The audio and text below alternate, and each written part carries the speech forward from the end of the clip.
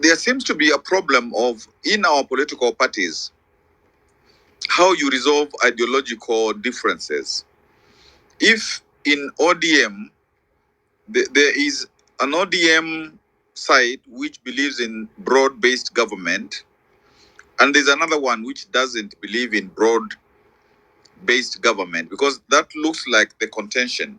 Is the way of resolving that kicking out some of the people? Because when you, for example, kick somebody from being Secretary General because he has a different view, isn't there be a better way of resolving such differences so that the party does not die? And I think one can go back to Kano of independence, because that is exactly what happened when Kenyatta and Oginga, Jaramogi, and the Kagia, and you know, there was that group of people who differed ideologically, particularly because of pursuing Western type economics, not doing corruption, not doing land reform and whatever.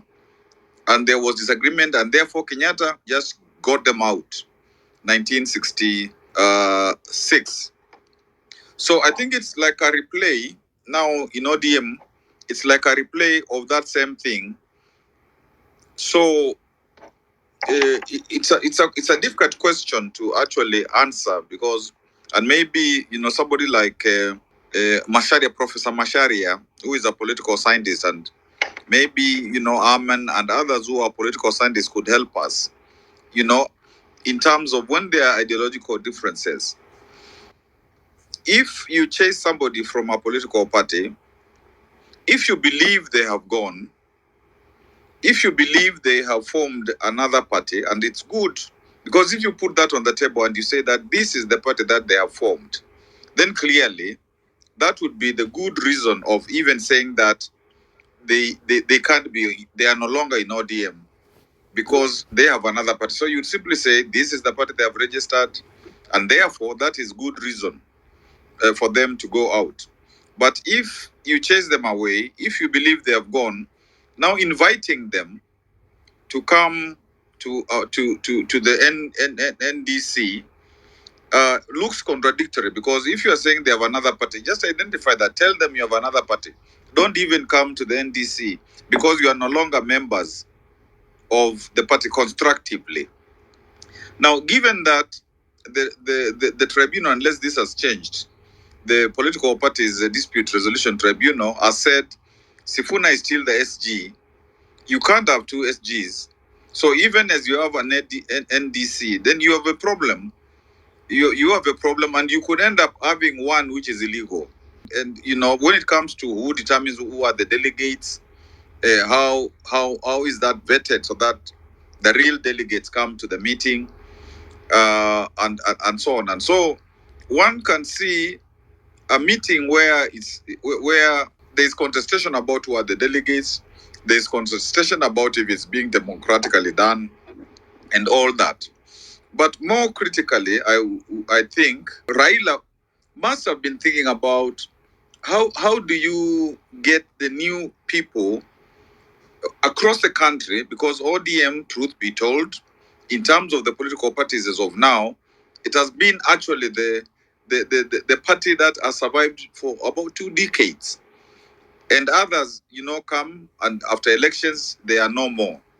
So that's why I think there's a lot of discussion about the fate and the future of ODM, because we are seeing kind of a party which people thought, despite any usual problems, but it was like the parties showing how you can have a genuine political party in the country. So this idea of how do you have succession, how do you have a change, and therefore longevity, sustainability, growth, and so on, because it looks like there are some in ODM who don't foresee some transition or some leadership change, and of course through democratic ways. Now, of course, I can understand why some in ODM want to be with the president because they believe that he will win, and therefore they will continue sitting at the table, the state table, if one can call it that. And I would imagine for the president, even if he was going to get even a quarter of the votes from Luo country, if he was going to get some others from the coast where ODM has been, everywhere where ODM has been successful, then it would be a way of like replacing whatever votes he will lose from Mount Kenya, assuming that he will still try to, get, even if it's not a large number from Mount Kenya. So you see, the master chess player in all this is still the president, because according to him,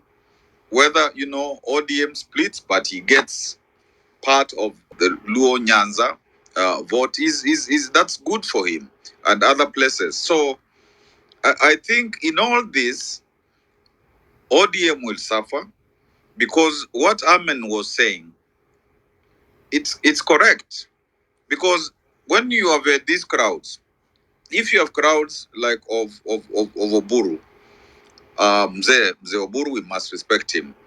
Crowds of Sufuna and Bobu, and all the others. One can see that there's big difference, and one can see that the youth are beginning to get excited before they were even refusing to register. So I think ODM and the leaders in ODM need to think deeply. And actually, by the way, as I conclude, ODM can only be saved, I think, if Sifuna and Babu and those younger guys begin to actually have a prominent role within it. If that doesn't happen, it means that there are those who want ODM to also transit, just like Kanu of Independence, now a Shell, uh, NAC, a Shell, PNU, a Shell, name them, all these parties, URP, so you name them. So I think Mweshmiwa, Kaluma and all the others, you maybe the time for thinking deeply is now, if ODM is to be saved. And I can even see the meeting, if there's acrimony, the meeting of the 27th, I can see it kind of being postponed. If people realize that there can be danger in holding it because they don't know the strength of these young guys, and it might be postponed, I don't know. So I think there's a lot of thinking at the ODM side, and for them, if they really want to preserve this thing that Raila took so long to build. And I yield.